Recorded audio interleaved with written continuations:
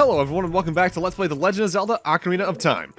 In the last part we started off the Forest Temple, and as I brought up last part, we're now back in the room where we got the compass. For those who are watching the last part, we ended on the way here. I just decided to cut here just to save a little bit of time.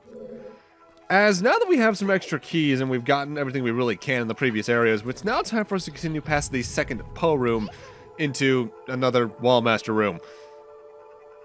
Something I do like about the Forest Temple is, compared to other dungeons, it has a very unique symmetry going on, and that allows navigation to be relatively easy, in my eyes, as you can figure out, alright, I've been in this room, but I haven't been in its partner, maybe there's something that I need over there.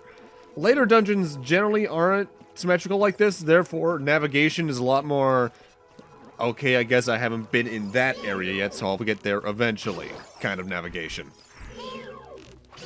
Those are green bubbles, by the way. They have like half the HP, and they still don't do anything different.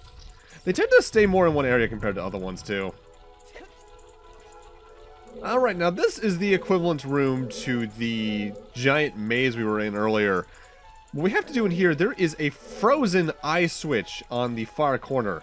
What we need to do is shoot an arrow through the torch here in the back, because if you shoot an arrow through fire, it gains a fire property. It can melt ice or light other torches on fire. That is very key information to know, especially for Dungeon 6.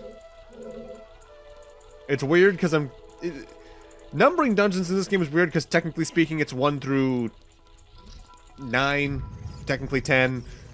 But I tend to consider the Forest Temple a different set of, onwards a different set of dungeons, so it's technically like dungeons 1 through 7.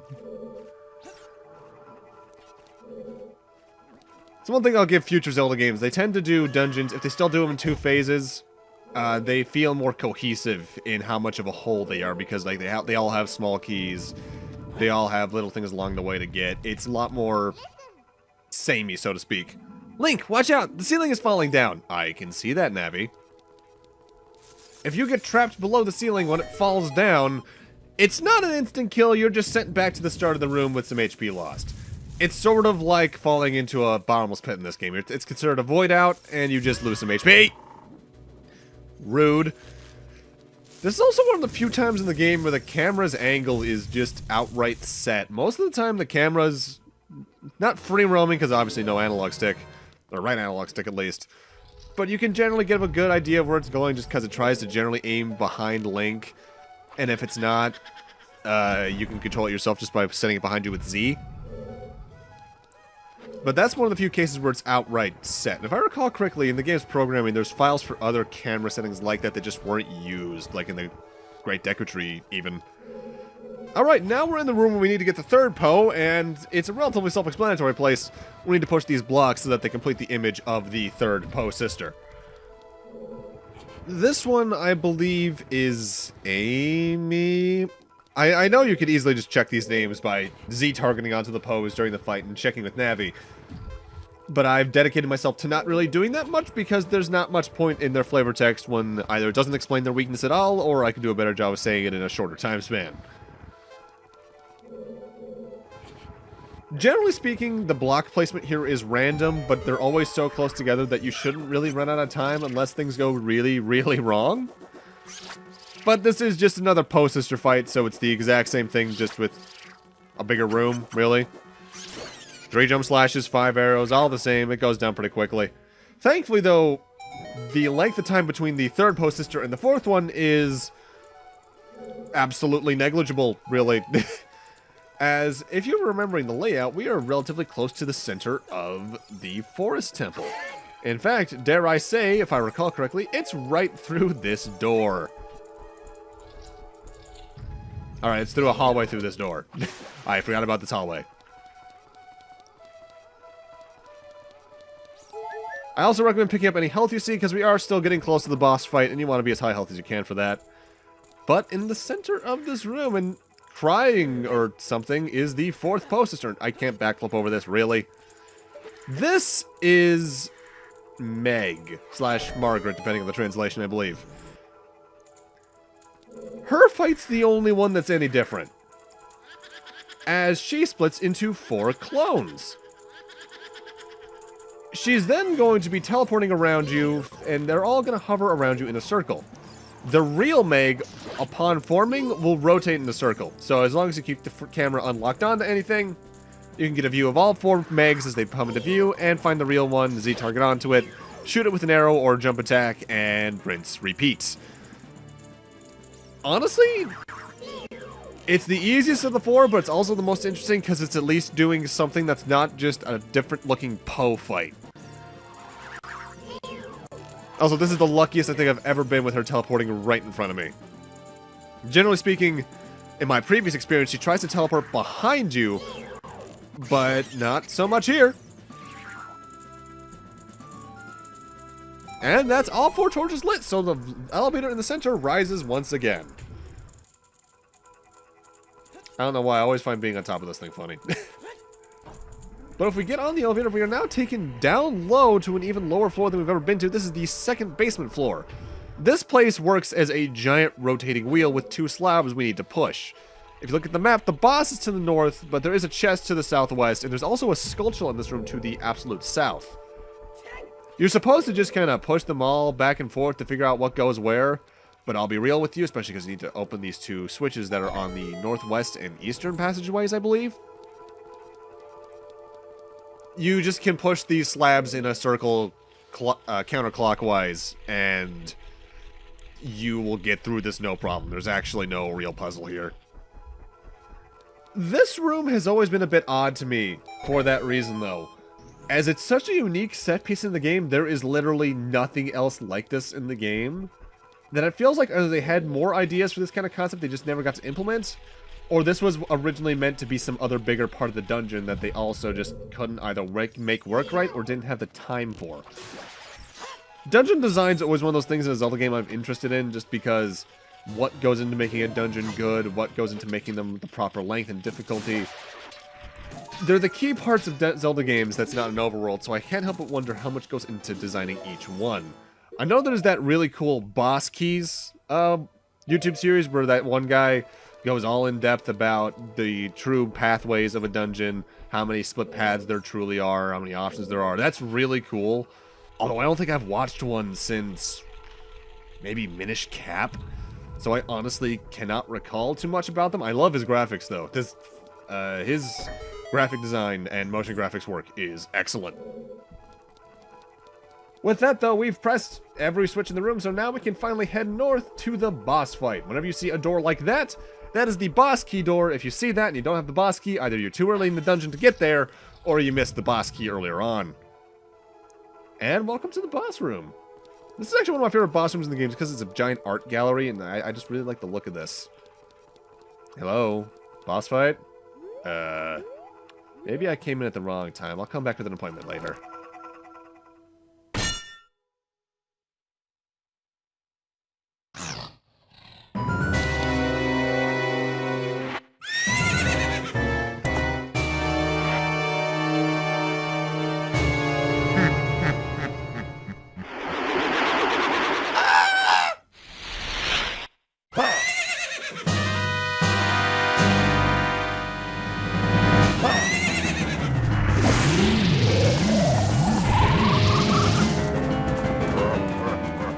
Alright, boss of the Forest Temple is Phantom Ganon. This is the first 2-phase boss fight we've seen. Starting off, there's going to be 2 Phantom Ganons at a time trying to come out of the paintings. You can tell the real one apart from the fake one because the real one has much more highlights. Additionally, if you look at the paintings from the side, I believe the real Ganon is coming more out of the painting rather than just being, like, it's a fully 3D model and it's just getting bigger. I think. That might actually be the case for both of them. I haven't done it in a while. Once he's trying to peek out of each painting, then the little teleportation process, shoot him with an arrow, and you do damage to him, preventing him from attacking you as well. My general rule of thumb for this, try and keep 2 paintings in at the view at a time, that way you can get a good idea of which ones he's not in. After that, he escapes from his horse, and he just starts free-floating around, and the second part of the fight begins. Now we have to play tennis with him. He throws energy balls at him, we need to shoot them back at him by swinging our sword. That's actually the fastest thing I've ever seen him got up. You can either use the sword itself or use a bottle, as the bottle has technically a longer swinging animation and is therefore technically the safer option for bouncing back the bottle. However, I swear to God I can never get the bottles to work in a Zelda game for this. because the angle they send the energy balls off when this type of fight occurs is usually much more erratic than the sword. You want to be about halfway of the stage across from him and just hit it so that, or hit the B button so that you're generally hitting it on the downswing. It's a bit rough at the time, especially for a newcomer, but this is definitely important stuff to know because this is one of the few Zelda games where you have to do this kind of fight twice. So keep it in mind for later. Eventually, the farther you get into his HP, he'll start bouncing it back at you and it becomes a true game of volleys. The more it bounces back and forth between the two of you, the faster it gets, so start pressing your B button a bit sooner as well. Spin attacks are also relatively useful for this, as if you place yourself right, I think you can get 2 hits with it. But I generally have bad luck with that. Jump attacks and any other method of attack really are going to be your options that are best for this. Also, this is without a doubt my favorite Phantom Ganon design just because I like the face a lot. I don't like the weird ghosty design it has in Wind Waker. And I forget, was there a fight like this in Breath of the Wild? Because technically speaking, every boss fight in that game is Ganon, but it's very different.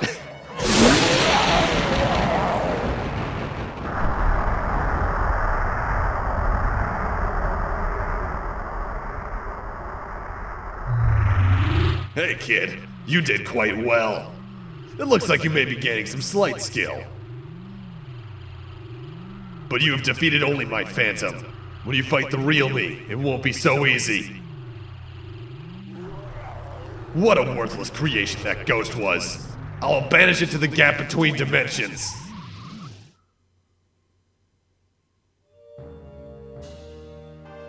And that's the end of that boss fight. Also, something I haven't quite mentioned yet.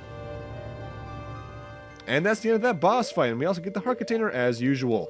Also, something I haven't mentioned yet. I really love Ocarina of Time's boss player theme. That's just really satisfying feeling. Let's see what happens in the portal.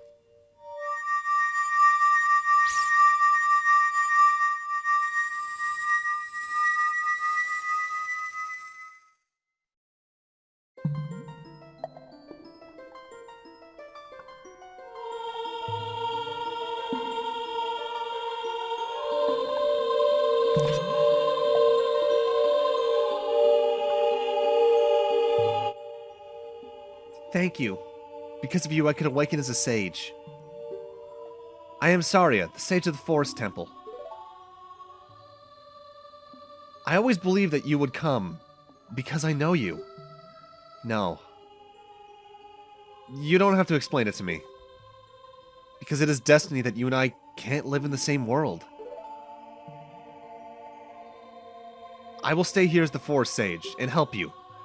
Now, please take this medallion.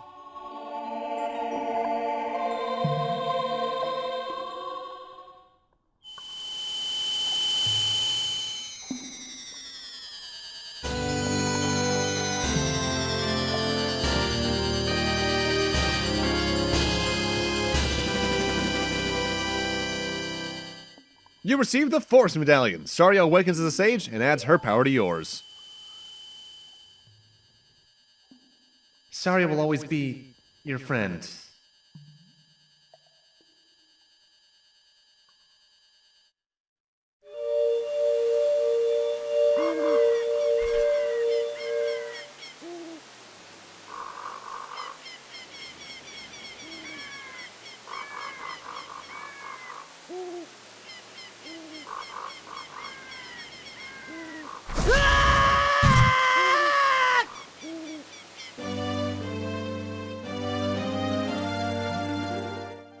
Hi there, I'm the Deku Tree Sprout.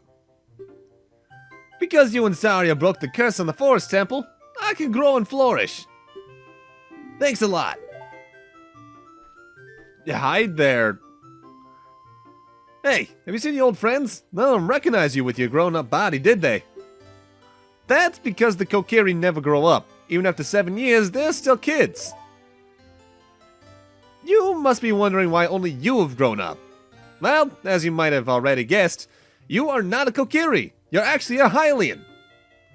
I'm happy to finally reveal this secret to you.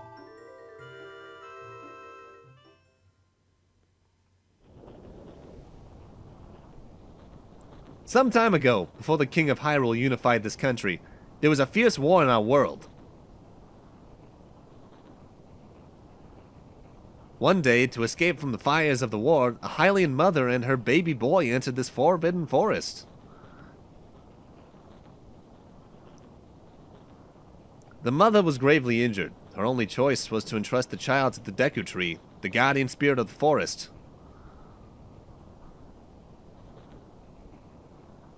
The Deku Tree could sense that this was a child of destiny, whose fate would affect the entire world, so he took him into the forest.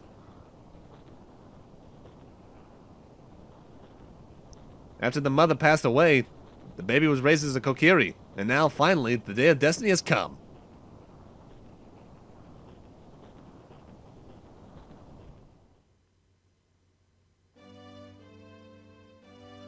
You are a Hylian, and we're always bound to leave this forest.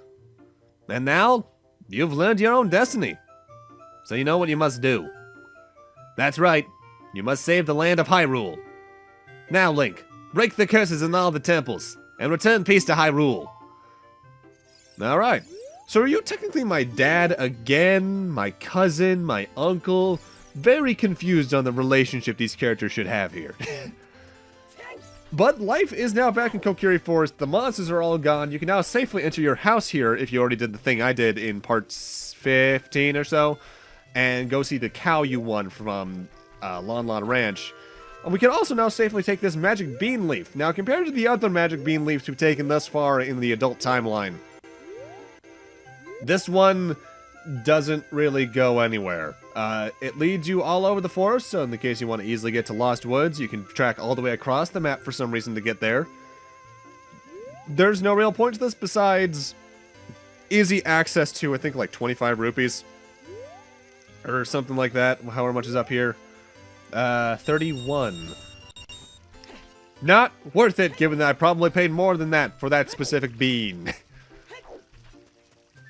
Oh well.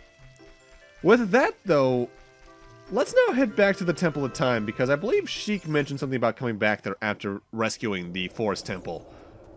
It's just the usual trek back to Hyrule Field and see, or back through Hyrule Field to Hyrule Castle Town. Now it's even shorter, though, thanks to the fact that, you know, we have a horse.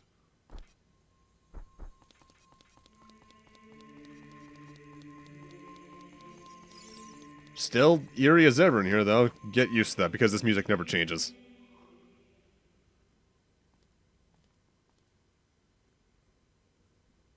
You destroyed the wicked creatures that haunted the temple and awakened the sage.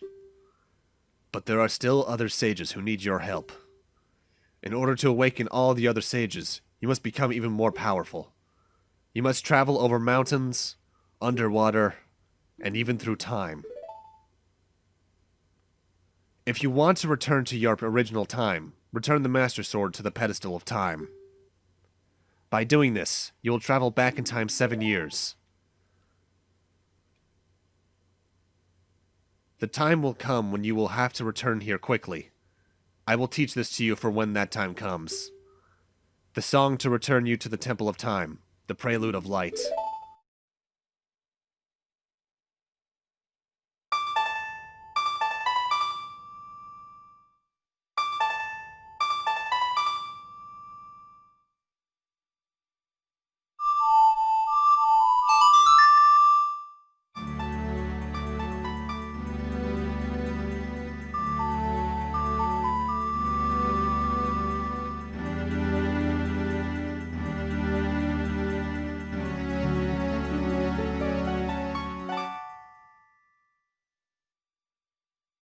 You've learned the Prelude of Light. As long as you hold the Ocarina of Time and the Master Sword, you will hold time itself in your hands. Link, we shall meet again. I don't doubt that at this point. Yeah, stop doing that though, my eyes can only take so much. And with that, now we have a quick teleport back here to the Temple of Time in the case you ever need it, and you will need it later on. You can technically wait until after we've even done the next 2 dungeons to do this, but for side quest reasons and just quick easy access to other areas, this is a very useful song to get now. But with that, I'm going to need to end this off here. Thank you guys for watching, and in part 18, I think we're going to do some side quests before starting on our way to the next dungeon, but I honestly can't recall off the top of my head. Uh-oh. See you guys then.